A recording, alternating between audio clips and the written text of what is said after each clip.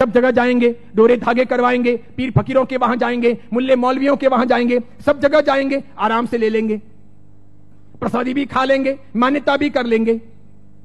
शिरडी के साईं बाबा को बहुत लोग मानते हो, जिनके इतिहास को 100 साल अभी पूरे हुए ईस्वी सन 2018 में। ईस्वी सन 1918 में इन्होंने शिरडी में समाधि ली थी, ऐसा कहा जाता है। 100 साल इनकी समाधि को पूरे हुए। कई लोग इनको भगवान मानते हैं, कई लोग इनको चमत्कारिक देव मानते हैं, कई लोग इनको महापुरुष मानते हैं। वहां जाते हैं और मत्था टेकते हैं। जरा सुनिए ये कौन थे। मेरा दावा है, हिंदू हो या जैन हो, जो इनको मानते हैं, उन 100 में से 99 लोगों को भी ये पता नहीं है कि ये कौन थे। 99 लोगों को भी ये पता नहीं है कि ये कौन थे, कौन है, इन्हें क्यों लाया गया, ये 99 को पता नहीं। बेवकूफी की पराकाष्ठा देखो, जब पता नहीं और मानते हैं, पता नहीं और स्वीकार करते हैं, पता नहीं और पूछते हैं।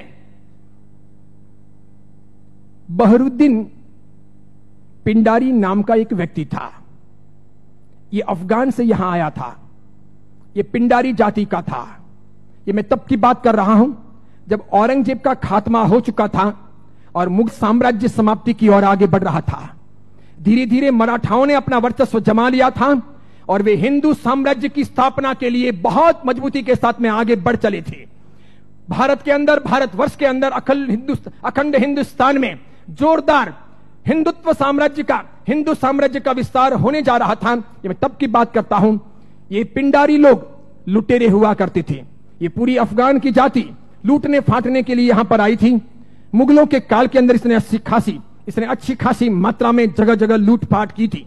हिंदुओं को टारगेट बनाना, उन्हें लूटना, उनके पैसों को छीनना, उनकी बहन बेटियों को छेड़ना और पसंद आ जाए तो उनकी बहन बेटियों को उठा लेना, ऐसे इनके कर्तव्य हुआ करते थे।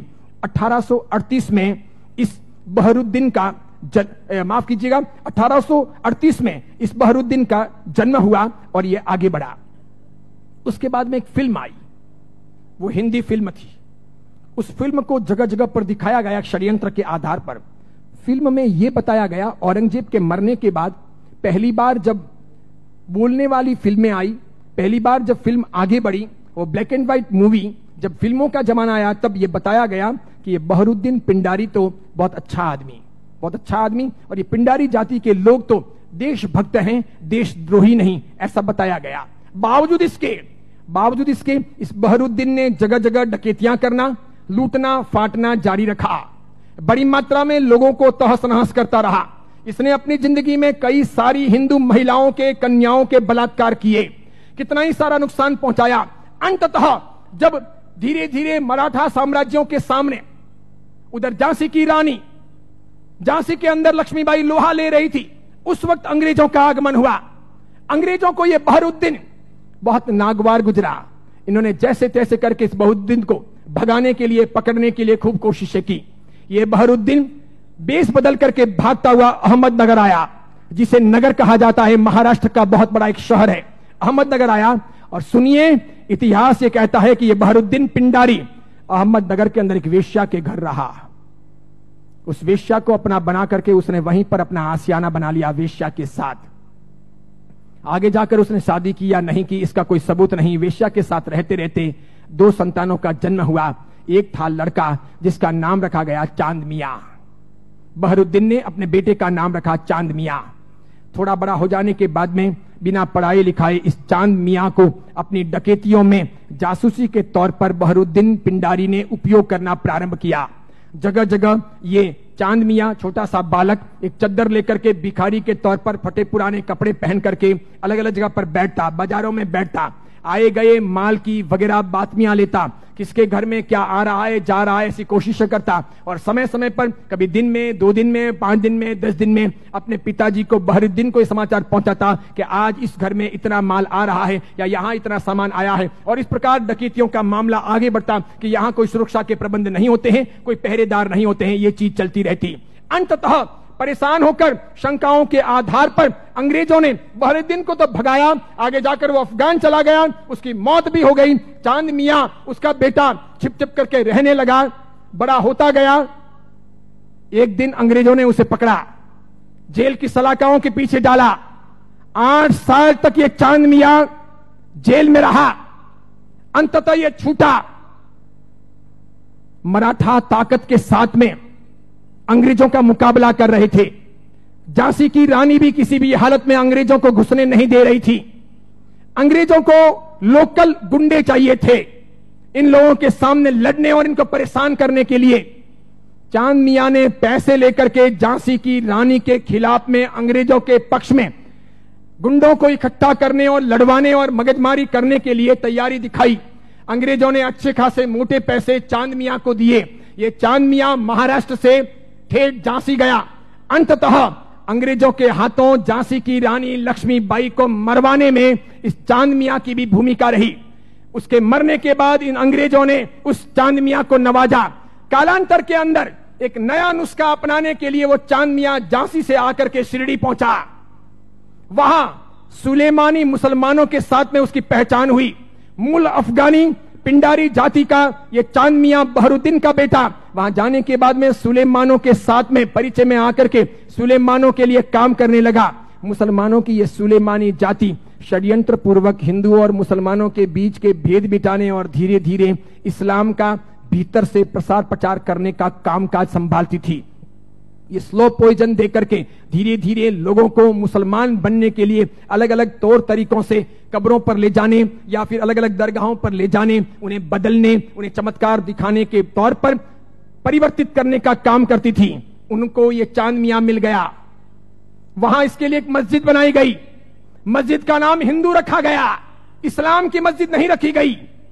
लोगों को भ्रमित करने के लिए मस्जिद का नाम इस्लाम नहीं रखा गया, मस्जिद का नाम हिंदू के तौर पर रखा गया।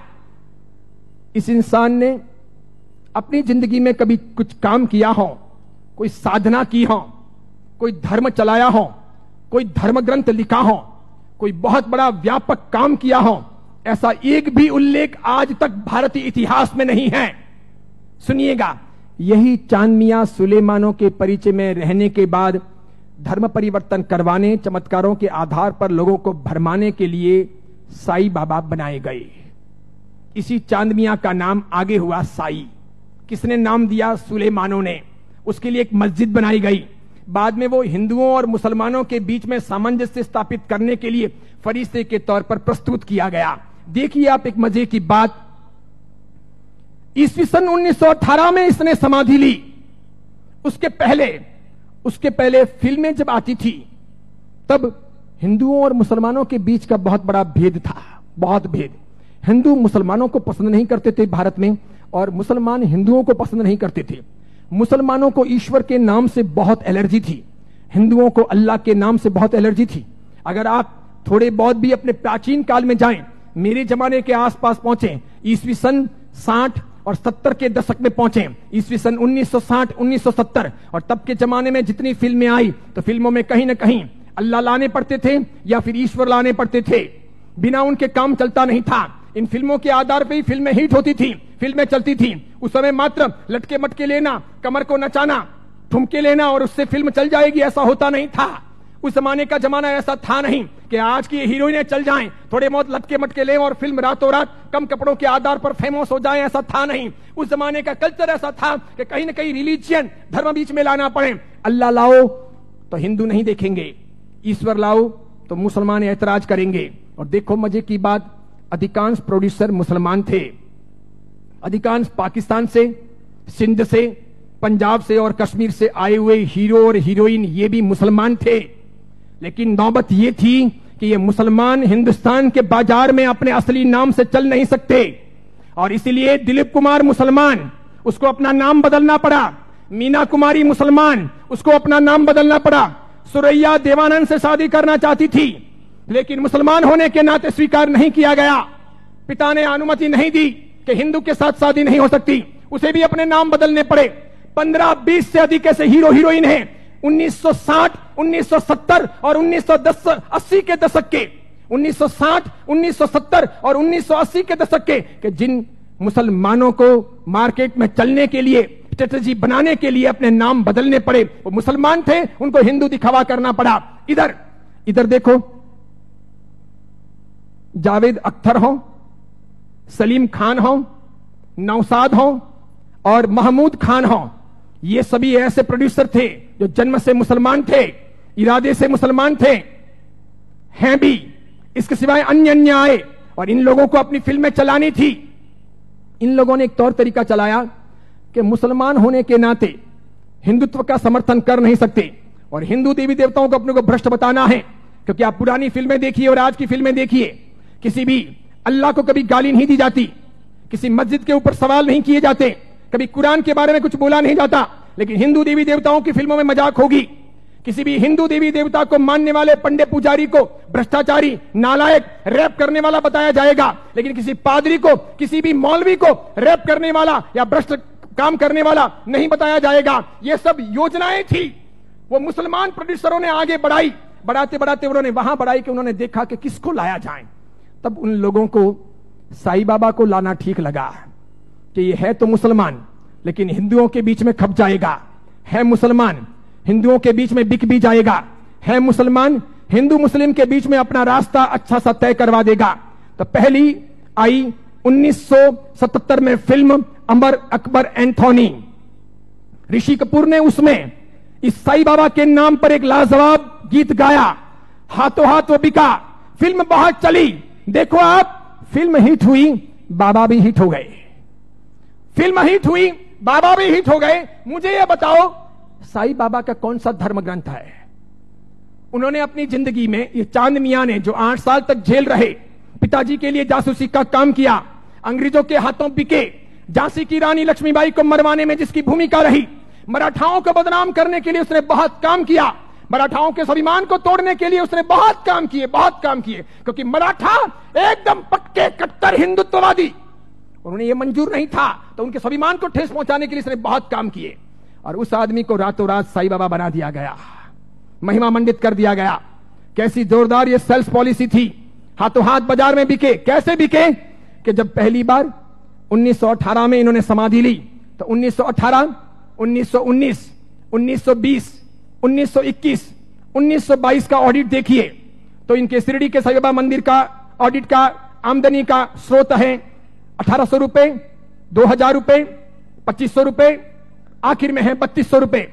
1918 से 1925 के बीच में 3200 रुपए की आमदनी वाले ये बाबा क्या हिट हुए, और पागलों की तरह हिंदुओं ने और जैनों ने कितना उनको हिट किया, कितने वो वहां गए, कितने मत्थे टेके और कितना पैसा बर्बाद किया कि आज शिरडी के साईं बाबा के मंदिर की वार्षिक आमदनी है 371 करोड़, 371 करोड़।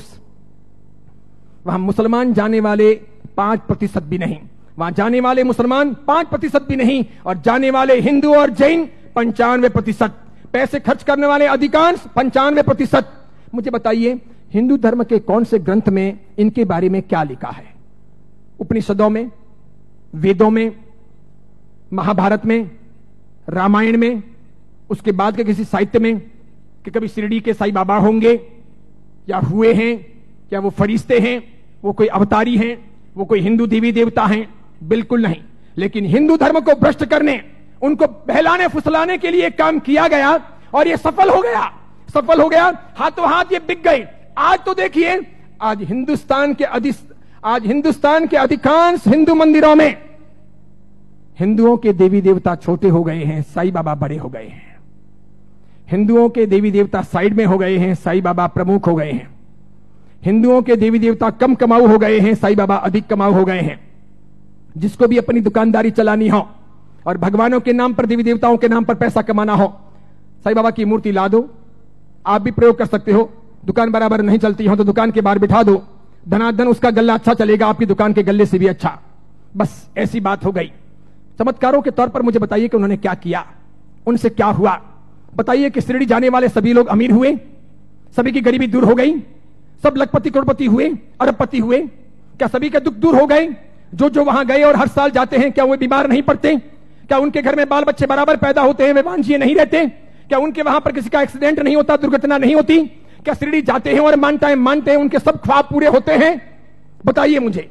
और दूसरी बात, एक जैन परंपरा में जन्म लेकर, अरिहंत को मानकर, सुदेव सुगुरु सुधर्म के आधार पर चलकर आपको कौन सा दुख हुआ? कौन सी भीख मांगनी पड़ी? कौन सी तकलीफें हुई? अरे मजारों पर जाकर अगर बीमारियां दूर हो सकती थी, कब्रिस्तानों पर जाकर अगर बीमारियों से हम मुक्त हो सकते थे, या शिरडी के साईं बाबा के वहां पर मत्था टेक करके हम अपने रोगों से मुक्त हो सकते थे, तो फिर बड़े बड़े अस्पतालों के निर्माण की आवश्यकता क्या थी? बीमारियां जब मजारों पर और शिरडी के साईं बाबा के वहीं पर दूर हो जाएगी, तो फिर अस्पतालों की जरूरत क्या है? कितनी बड़ी मात्रा में हिंदुओं का शोषण हो रहा है। देखना आप, आने वाले कुछ समय के बाद हिंदू धर्म दो भागों में बंट रहा है। आज मैं उद्घोषणा कर रहा हूं, यह बहुत बड़ी भविष्यवाणी है। इन दोनों के बीच में गहरा संघर्ष चलेगा और इन दोनों के बंटवारे में, इन दोनों की लड़ाइयों में दूसरे धर्म के लोग हावी हो जाएंगे। वे अपना रास्ता तय कर लेंगे और इस प्रकार उनका षड्यंत्र सफल हो जाएगा। आगे जाकर के अब दो प्रकार के हिंदू आपको देखने को मिलेंगे। हिंदू धर्म दो भागों में बंटेगा, एक साई भक्त हिंदू, दूसरे सनातनी हिंदू। दो प्रकार के हिंदू आपको देखने को मिलेंगे। एक वे जो साईं बाबा को मानते हैं, दूसरे वे जो साईं बाबा को नहीं मानते हैं। कई सारे हिंदू पंडित पुजारी हैं, कई सारे हिंदू संत महात्मा हैं, उनको भी अक्ल नहीं है। वे भी शिरडी के साईं बाबा के वहां पर जाते हैं और उनको मानते हैं और उनके मंदिर बनाते हैं और उनकी पूजा करते हैं। उनको पता नहीं कि राम का इतिहास है, कृष्ण का इतिहास है, बजरंग बली का इतिहास है, महाभारत का इतिहास है, रामायण का इतिहास है, देवी देवताओं का इतिहास है। इनका कोई इतिहास नहीं। ये हिंदू नहीं, ये साधक नहीं।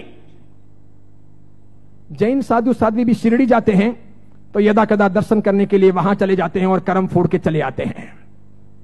कितने बेशर्म होते हैं ऐसे जैन साधु साध्वी। क्यों उन्होंने पंच महाव्रत लिए हैं? क्यों उन्होंने सफेद कपड़े पहने हैं? मैंने कितने ही अलग अलग अपने संप्रदायों के जैन साधु साध्वियों को यात्रा के दौरान शिरडी जाते हुए देखा। वहां जैन मंदिर भी है, उपाश्रय भी है, स्थानक भी है, और उसके बाद में कभी न कभी वहां के श्रावकों को कहकर या अपने चेले चपाटियों को साथ में लेकर वे शिरडी के साईं बाबा के मंदिर में दरबार में चले जाते हैं। जिस इंसान ने बलात्कार किया हो, डकैतियां की हो, चीना झपटी की हो, जिसने झांसी की रानी को मरवाया हो, जिसने हिंदुत्व का नाश किया हो, जिसका ऐसा कामकाज रहा हो, उसको रातों रात फरिश्ता बनाया गया हो और उसे हम पूजे। ये कौन से देवी देवता हुए? ये कौन सा चमत्कार हुआ? ये क्या क्या साधना के उच्चतम बिंदु हुए? बताइए, आदर्श कहां है? नैतिकता कहां है? योग्यता कहां है? बहुत सारे लोग ख्वाजा मोइनुद्दीन चिश्ती की दरगाह पर जाते हैं,